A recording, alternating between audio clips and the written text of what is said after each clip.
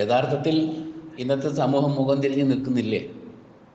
ഈ പറയുന്ന ഞാനും നിങ്ങളൊക്കെ തന്നെയും ചരിത്രത്തിൻ്റെ പിന്നാലെ പോവുകയും ഇത്തരം വായനകളോട് അല്ലെങ്കിൽ ഇത്തരം ചിന്തകളോട് വേണ്ടത്ര ഒരു അനുകമ്പ അല്ലെങ്കിൽ അതിനോട് ചേർന്ന് നമ്മൾ പോകുന്നുണ്ടോ? നമുക്കും പോകാൻ പ്രയാസമാണ്. കാരണം ലോകം ഇത്രയും വലിയ അതിക്രമങ്ങളിലും ആയി തീരാനുള്ള കാരണം ഞാൻ ചിന്തിച്ച മുൻകാല ചിന്തകളാണ്. അതിനെ പരിവർത്തിച്ചിട്ട് ഒരു ഗണപതിയുടെ ചിത്രം കാണുമ്പോഴത്തേന് ഒരു മതവിഭാഗത്തെ വിദേശത്തിലേക്ക് കൊണ്ടുവരുവാനും, ഒരു പ്രതിമ കാണുമ്പോഴത്തേക്ക് എൻ്റെ മതം നന്നാക്കി തീർക്കാൻ വേണ്ടി മറ്റുള്ളവരുടെ മതത്തെ ഇകഴ്ത്തി പറയുവാനോ നിയോഗിക്കപ്പെട്ടവനല്ല ഞാൻ. അത് ഗണപതിയുടെ വിഗ്രഹം കണ്ടാലും, രാമൻ്റെ രൂപത്തെ കണ്ടാലും, സീതയുടെ രൂപത്തെ കണ്ടാലും, താമര കണ്ടാലും ഹാലാകേണ്ട ആവശ്യം നമുക്കില്ല. കാരണം സംഭവം ശരിയാണ്, സയൻസ് തന്നെയാണ് നമുക്ക് വേണ്ടത്. സയൻസിൻ്റെ കൂടെ സയൻസിലേക്ക് എത്താത്ത കുറേ ആളുകൾ നമ്മുടെ സമൂഹത്തിലുണ്ട്. എല്ലാം സയൻസാണോ പരിഹാരം എന്ന് ചോദിച്ചാൽ എല്ലാത്തിനും സയൻസ് പരിഹാരമല്ല. പരിഹരിക്കപ്പെടേണ്ടതിന് സയൻസ് പരിഹാരമാണ്. അവിടെ നമ്മൾ കഴിഞ്ഞ ആഴ്ച പറഞ്ഞ പോലെ ബോധശാസ്ത്രം എന്ന് പറയുന്ന ഒന്നുണ്ട്. ഭൗതിക ശാസ്ത്രം കൂടാതെ ബോധശാസ്ത്രം എന്ന് പറയുന്ന ഒന്നുണ്ട്. ആ ബോധശാസ്ത്രത്തിൻ്റെ അടിസ്ഥാനത്തിൽ നമ്മൾ സീതയെ നമുക്ക് വ്യാഖ്യാനിക്കാം, രാമനെ നമുക്ക് വ്യാഖ്യാനിക്കാം, ഹനുമാനെ നമുക്ക് വ്യാഖ്യാനിക്കാം, ഈ പറയുന്ന ഗണപതിയെ നമുക്ക് വ്യാഖ്യാനിക്കാം. എല്ലാറ്റിനെയും നമുക്ക് അങ്ങനെ വ്യാഖ്യാനിച്ചു കൊണ്ടുവരാം. അതെന്തിനു വേണ്ടിയാണ്? ഒരു സിംബോളിക്കാണ്. ഇപ്പം നമ്മൾ ഇവിടുന്ന് മൈസൂരിലേക്ക് ടൂർ പോയെന്ന് കൂട്ടാം. നമുക്കാണെങ്കിൽ ഇംഗ്ലീഷൊന്നും വായിക്കാൻ അറിയാത്ത ഒരാളാണ്, അദ്ദേഹത്തിന് മലയാളം മാത്രമേ അറിയുള്ളൂ. അപ്പോൾ നമ്മളൊരു ഹോട്ടലിൽ കയറി ഭക്ഷണമൊക്കെ കഴിച്ച്, അല്ലെങ്കിൽ ഭക്ഷണം കഴിക്കാൻ വേണ്ടി നമ്മൾ പോകുന്നു. നമ്മൾ കൈ വൃത്തിയാക്കാൻ വേണ്ടി പോകും. അവിടെ ടോയ്ലറ്റ് ഉണ്ടാവും. ഉടനെ നമ്മൾ നോക്കും ആണുങ്ങളതാണോ പെണ്ണുങ്ങളതാണോ. അപ്പോൾ അവിടെ ഒരു ചിത്രം ഒട്ടിച്ച് വെച്ചിട്ടുണ്ടാവും അവിടെ. കാരണം അവിടെ പല ഭാഷക്കാരും വരുന്നത് കൊണ്ട് ആ ചിത്രം കണ്ട ഏത് ഭാഷക്കാരും മനസ്സിലാവുക, ഒരു സ്ത്രീയുടെ ചിത്രം ഒട്ടിച്ചാൽ അത് സ്ത്രീകൾ ഉപയോഗിക്കുന്ന ബാത്റൂമാണ് അല്ലെങ്കിൽ ടോയ്ലറ്റാണ്. പുരുഷൻ്റെ ഒരു ചിത്രം ഒട്ടിച്ചാലോ ഇത് ആണുങ്ങൾക്കുള്ള ടോയ്ലറ്റാണെന്ന് അറിയാം. എന്ത് നമ്മൾ അറിഞ്ഞത്? എൻ്റെ റെപ്രസെൻറ്റേറ്റീവ് എന്താണ്? ഒരു ചിത്രമാണ് നമ്മളതിലേക്ക് നയിച്ചത്. അപ്പോൾ നമ്മളവിടെ ഇതെന്താ ഒരു ടോയ്ലറ്റിൻ്റെ പുറത്തൊക്കെ പെണ്ണുങ്ങളെ ചിത്രം ഒട്ടിച്ച് വെച്ചിരിക്കണം എന്നിങ്ങനെ ചിന്തിക്കണം അവിടെ ഇരുന്നിട്ട്. അതല്ല, ആ ചിത്രം നമ്മുടെ മനസ്സിനെ കിതാല് ചെയ്യാനുള്ളതാണ്, പരിവർത്തിക്കാനുള്ളതാണ്. അവിടെ മന്ദനായി നിൽക്കാനുള്ളതല്ല. ആ ചിത്രം കണ്ടാൽ അറിയാം, ഇത് ആണുങ്ങൾ ഉപയോഗിക്കുന്ന ടോയ്ലറ്റാണ്, ഇത് പെണ്ണുങ്ങൾ ഉപയോഗിക്കുന്ന ടോയ്ലറ്റാണ്. അപ്പോൾ ഈ രൂപത്തിലേക്ക് ഒരു ചിത്രം കാണുമ്പോൾ ആ ചിത്രത്തിൻ്റെ പിന്നിലിരിക്കുന്ന ഒരു അവിടെ നമ്മൾ പറയുന്ന ഈ ഭൗതിക ശാസ്ത്രമല്ല. അവിടെ ഒരു മനുഷ്യന് ഒരു ആനയുടെ തല വെക്കുകയും ആനയുടെ തുമ്പിക്കൈയൊക്കെ ഉള്ള ചിത്രീകരണം കണ്ടാൽ അതിനകത്തൊരു തത്വം ഒതുങ്ങിയിരിക്കുന്നത് നമ്മൾ മനസ്സിലാകാനാണ് തത്വബോധം എന്ന് പറയുന്നത്. അവിടെയാണ് വ്യക്തിയും തത്വവും ഒന്നായി തീരുന്നൊരു സന്ദർഭം എന്ന് ഖുർആനിൽ ഇത് എന്ന് പറഞ്ഞുകൊണ്ട് പറയുന്നത്. ഇത്തരം കാര്യങ്ങളെ നമ്മൾ മനസ്സിലാക്കാതെ എല്ലാം കേവലം ഭൗതികപരമായി മനസ്സിലാക്കുകയും ഈ ഭൗതികപരമായി മനസ്സിലാവാത്ത ചില സംഗതികളെ നമ്മൾ നേരെ പടച്ചവനക്ക് വിട്ടുകൊടുക്കും, അല്ലെങ്കിൽ ആ ഒരു വിശ്വാസം എന്ന് പറഞ്ഞുകൊണ്ട് വിട്ടുകൊടുക്കും. വിശ്വാസമാണോ ശരിക്കും? വിശ്വാസത്തിൽ നിന്നും ഉയർന്ന വിവേകത്തിലേക്കാണ് ഖുർആൻ. ഏത് വേദങ്ങൾ നമ്മൾ കൈപിടിച്ച് ഉയർത്തുന്നത് അതിലേക്ക് തന്നെയാണ്. അപ്പോൾ വികാരത്തെ കൂടുതൽ പ്രാധാന്യത്തോടു കൂടി കൈകാര്യം ചെയ്യുന്ന മനസ്സും വിശുദ്ധ ഖുർആൻ്റെ ഭാഷയിൽ ഇജ്ലിനെ സ്വീകരിക്കലാണ്.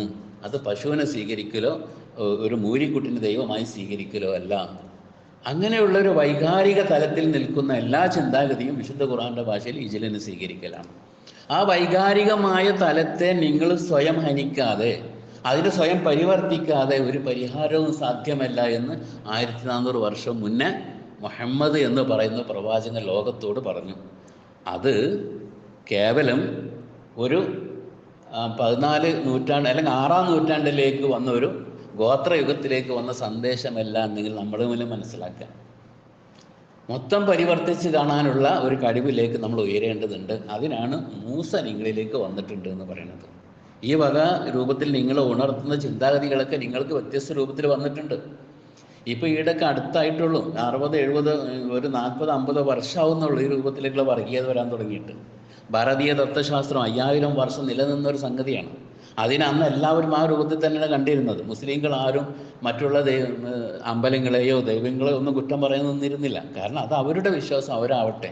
കാരണം സൂഫി വര്യന്മാരായിരുന്നു, അവരിലൂടെയാണ് കൂടുതൽ ഇസ്ലാം ഇവിടെ വന്നിട്ടുള്ളത്. അതുകൊണ്ട് തന്നെ സൂഫി വര്യന്മാർ ഹൈന്ദവമായ ഇതിന് പ്രതി ഈ രൂപങ്ങളൊക്കെ തന്നെ അവർ അതിൻ്റെ തലത്തിൽ കണ്ടിരുന്നു.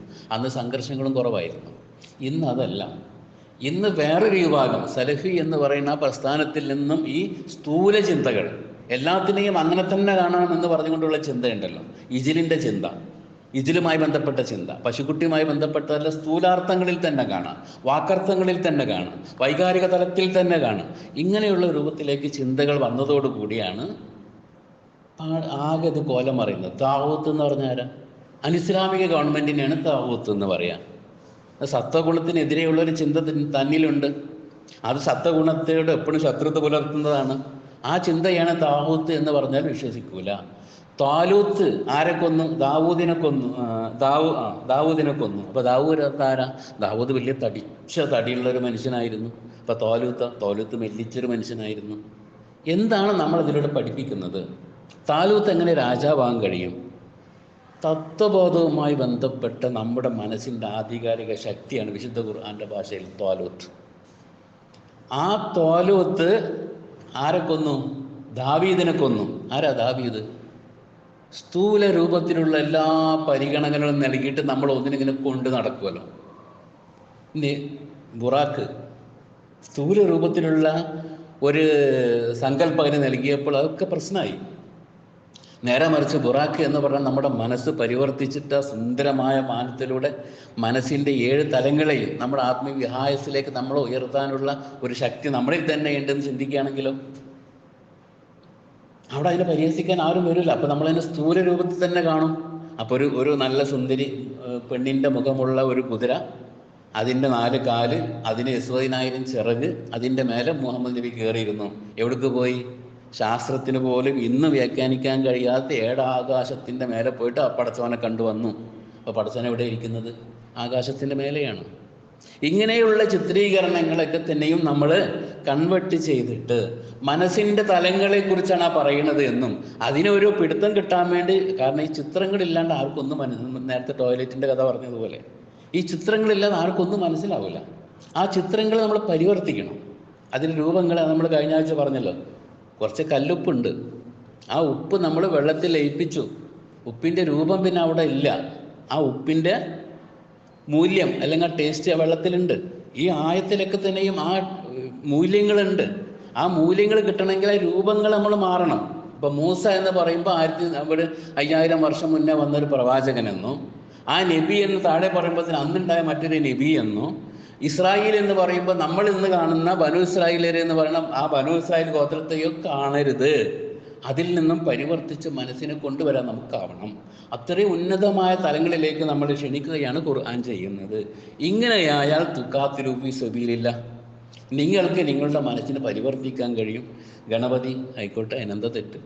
ഗണപതിയുടെ ലക്ഷ്യം എന്താണ് പറയാൻ കഴിയണം. ഇപ്പോൾ താമര കുമ്പിളിൽ ഇരിക്കുന്ന ഒരു ദേവി എന്താന്ന് പറയാൻ കഴിയണം. ഭദ്രകാളി എന്താന്ന് പറയാൻ കഴിയണം. ഇതൊന്നും ആളെ കൊല്ലാമെന്ന പ്രതീകങ്ങളല്ല എന്നും സത്വഗുണത്തെ എതിർക്കാൻ വേണ്ടി എവിടെ ഒരു ഇത് വരുന്നു അവിടെയൊക്കെ തന്നെയും അതിനെ എതിർത്തിട്ട് അതിനെ സത്യത്തെ സ്ഥാപിക്കുന്ന ശക്തി നമ്മളിൽ തന്നെയുണ്ട്. ഇതിൻ്റെ പ്രതീകമായിട്ടാണ് ഇതിനൊക്കെ കാണേണ്ടതെന്ന് പറഞ്ഞ പ്രശ്നങ്ങളില്ല. പക്ഷേ നമ്മൾ അതിനൊക്കെ തന്നെ ഇകഴ്ത്താൻ വേണ്ടി ശ്രമിക്കുകയാണ്. അത് ഇകഴ്ത്തിയത് അല്ലെങ്കിൽ ഇകഴ്ത്താൻ ശ്രമിച്ചത് ഒരു മുസ്ലിം പേരുള്ള വ്യക്തിയാണെങ്കിൽ പിന്നെ പറയും വേണ്ട. ആ വ്യക്തി ഇസ്ലാം മതവുമായി ബന്ധപ്പെട്ടോ ഇസ്ലാം മത പ്രചാരകരനോ ഖുർആന്റെ പ്രചാരകരനോ ഹദീസിൻ്റെ ഒന്നും പ്രചാരകനല്ല, എങ്കിലും പേരതായി കിട്ടിയാലോ ഞങ്ങൾക്കത് മതി എന്ന് പറഞ്ഞുകൊണ്ട് അവിടെയും ആജിലത്ത് ഇജില് എന്ന് പറയുന്ന വൈകാരിക മനോഭാവത്തിൽ നിന്നുകൊണ്ടാണ് കാര്യങ്ങൾ കാണുന്നത്. രാഷ്ട്രീയ പാർട്ടിക്കാരും മതത്തിൻ്റെ ആളുകളൊക്കെ തന്നെയും ഈ വൈകാരികതയെ എന്ന് പരിവർത്തിക്കാൻ തയ്യാറാവുന്നുവോ ആ നിമിഷം മാത്രമേ സന്തോഷവും സമൃദ്ധിയും ലോകത്തിനുണ്ടാവൂ എന്ന ഒരു ഉത്തമ സന്ദേശമാണ് നമ്മളിപ്പോൾ വായിച്ചു കൊണ്ടിരിക്കുന്നത്. ഇത് പറഞ്ഞത് 1400 വർഷം മുന്നെയാണ്, 6-ാം നൂറ്റാണ്ടിലാണ്.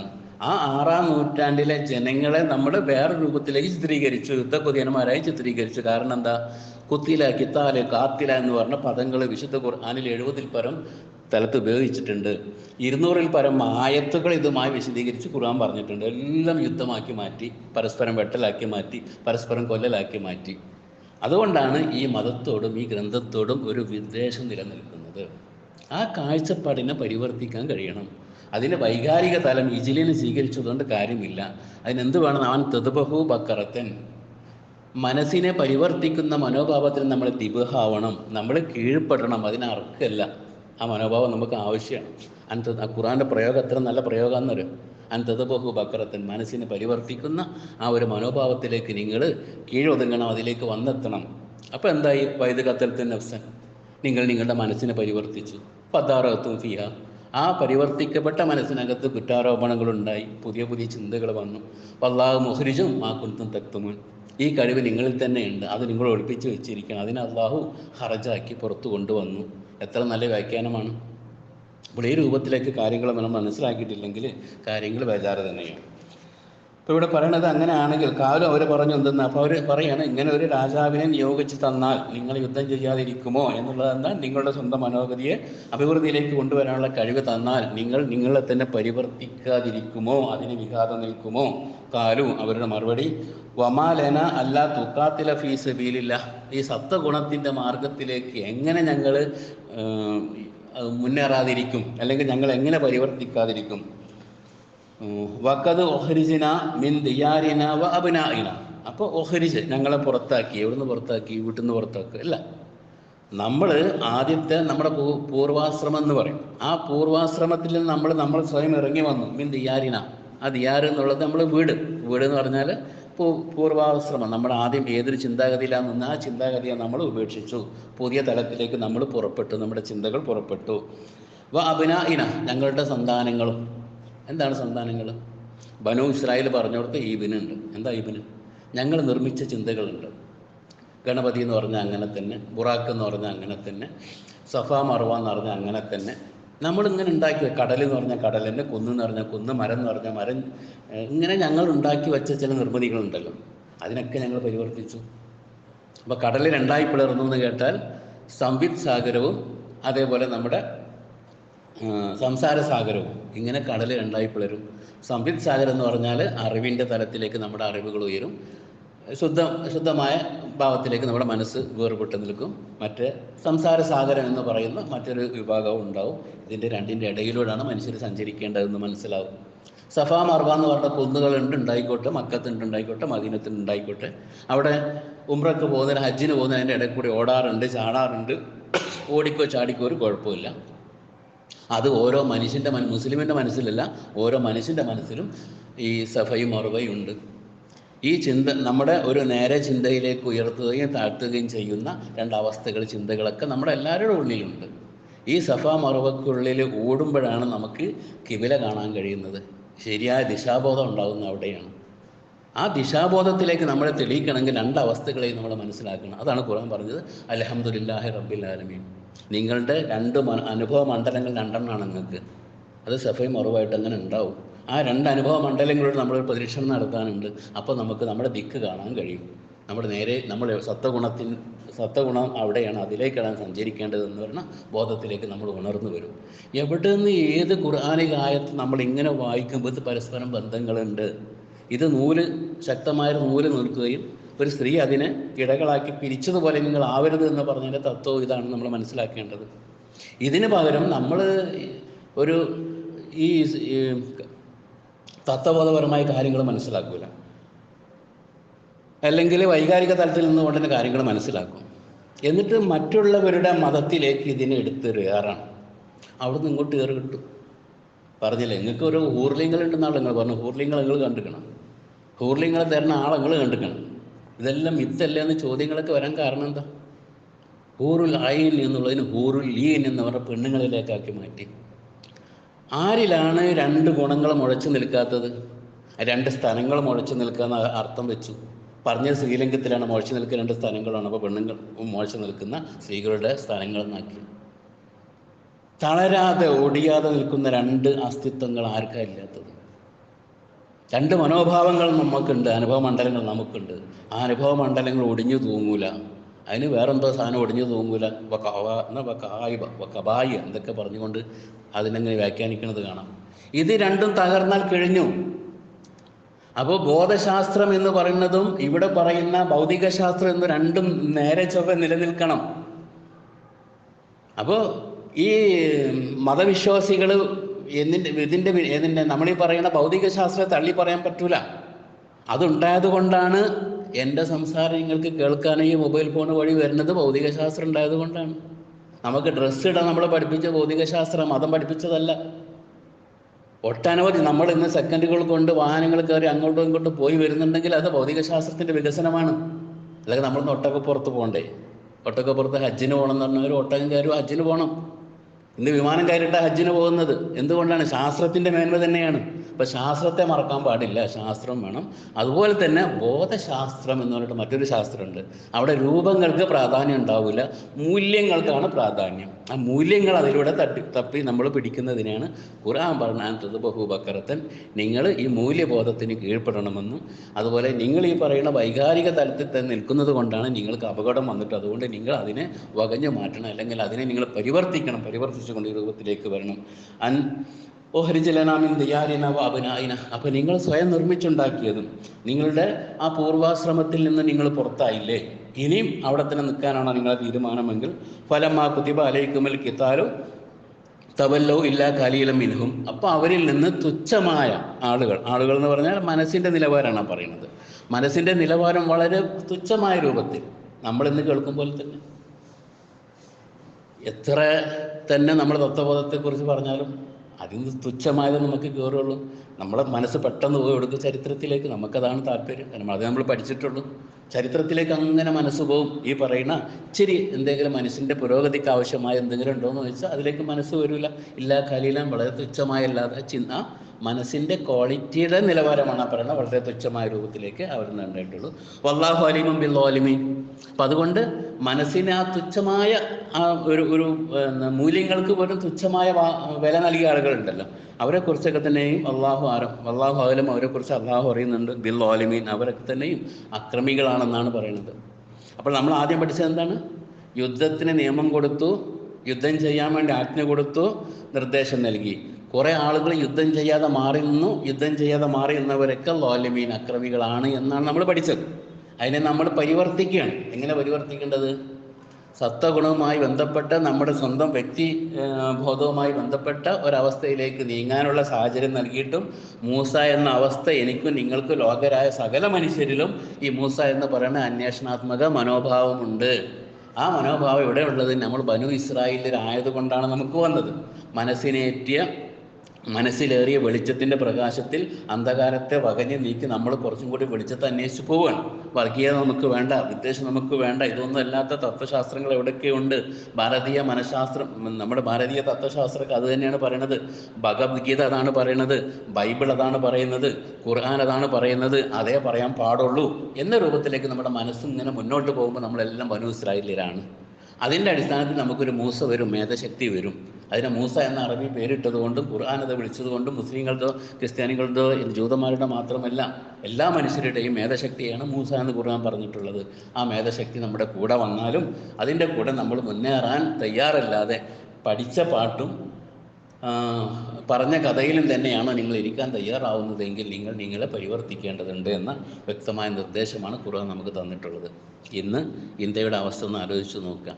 നമ്മളീ പറയുന്ന രൂപത്തിൽ ഈ വേദങ്ങളെയൊക്കെ മനസ്സിലാക്കുകയാണെങ്കിൽ മണിപ്പൂരും ഇന്നിപ്പോൾ അലഹാബാദോ അവിടെയൊക്കെ പ്രശ്നങ്ങൾ നടന്നുകൊണ്ടിരിക്കുന്നു. പച്ച ജീവന് കത്തിക്കുന്ന ഒരു വിലയില്ലാതെ ആരാണ് ഇതെല്ലാം? ദൈവം ഉണ്ടാക്കിയത് തന്നെയല്ലേ, വേറെ ആരും ഭൂമിയിലൊന്നും ഉണ്ടാക്കിയിട്ടില്ലല്ലോ. ഇവിടെ ഏറി വന്നവർ 60, 65, 70, 80 വയസ്സ് വരെ ജീവിക്കുന്ന മനുഷ്യർ ആ യുവത്വത്തിൻ്റെ പേരിൽ ആ ഒരു 20, 35, 40 വയസ്സിൻ്റെ ഇടയിൽ കാട്ടിക്കൂട്ടണ തമ്മാടിത്തരങ്ങൾ മനസ്സിനെ ആ വൈകാരിക തലത്തിൽ, ഇജല് എന്ന് പറയുന്ന വൈകാരിക തലത്തിൽ മാത്രം നിർത്തുകയും മറ്റവരെല്ലാം അന്യരാണ്, എല്ലാവരെല്ലാം ശത്രുക്കളാണ് എന്ന മനോഭാവത്തിലേക്ക് രാഷ്ട്രീയ നേട്ടത്തിന് വേണ്ടി മാത്രം നയിച്ചുകൊണ്ടിരിക്കുന്ന ഭൗതിക പ്രസ്ഥാനത്തെ നമ്മൾ തിരിച്ചറിയേണ്ടതുണ്ട്. അത് നല്ല മാറിയിട്ട് വളരെ തുച്ഛമുള്ളിട്ട് ഇതിലൊക്കെ നമ്മളിപ്പോൾ ഇവിടെ 130 കോടി ജനങ്ങളുണ്ടെങ്കിൽ ഒരു 3 ലക്ഷം ആളുകൾ ഉണ്ടാവും കയറി വന്നാൽ. ഇനി ഇന്ത്യ ഒന്നാകെ എടുത്താൽ തന്നെ ഒരു 30 ലക്ഷം ആളുകൾ ഉണ്ടാവുമെന്ന് കൂട്ടിക്കോയി വർഗീയവാദികൾ. അതിനപ്പുറമൊന്നും വർഗീയവാദികൾ ഒന്നിലുമില്ല. ബാക്കി ഈ 127 ഉള്ള ആളുകൾ, അത്രയും കോടി ജനങ്ങൾ സത്യസന്ധന്മാരാണ്. അവരിങ്ങനത്തെ കാര്യങ്ങൾ അറിയാൻ ആഗ്രഹിക്കുന്നവരാണ്. അപ്പോൾ അവരുടെ കൂടെ നിന്നുകൊണ്ട് വർഗീയവാദികളോ മറ്റൊരു പറയട്ടെ, അതിനുവേണ്ടി വീണ്ടും ഉദ്ദേശം ഉണ്ടാകുന്ന രൂപത്തിൽ നമ്മളിന്ന് വർത്തമാനങ്ങളില്ലാതെ അത്തരം പ്രവർത്തനങ്ങളോ വാക്കുകളോ വന്നു പോകാതെ വളരെയധികം ശ്രദ്ധയോടുകൂടി നമ്മൾ നാവ് പുറത്തെടുക്കേണ്ട, അല്ലെങ്കിൽ നമ്മൾ സംസാരിക്കുമ്പോൾ പിഴവുകൾ വന്നു പോവാതിരിക്കാൻ അത്രയും നമ്മൾ ശ്രദ്ധിക്കണം. എന്തെങ്കിലും ചെറിയ പിഴവ് വന്നാൽ മതി, അതൊന്ന് പിടിച്ചിട്ട് രാജ്യം തന്നെ കത്തിക്കാൻ ശേഷിയുള്ള ആളുകൾ അപ്പുറം ഇരിക്കുമ്പോൾ തീർച്ചയായും നമ്മൾ നമ്മുടെ മനസ്സിനെ പരിവർത്തിക്കണം. ഇജലി എന്ന് പറയുന്ന വൈകാരിക മനോഭാവത്തെ നമ്മൾ വെടിയുക. ആ വെടിഞ്ഞിട്ട് നമ്മൾ അന്വേഷണാത്മകമായ മനോഭാവത്തിന് കീഴ്പ്പെട്ടുകൊണ്ട് നമ്മുടെ മനസ്സിനെ പരിവർത്തിക്കാൻ തയ്യാറാവണമെന്ന് അപേക്ഷിച്ചുകൊണ്ട് തൽക്കാലം നിർത്തുന്നു. അസ്സലാമു അലൈക്കും.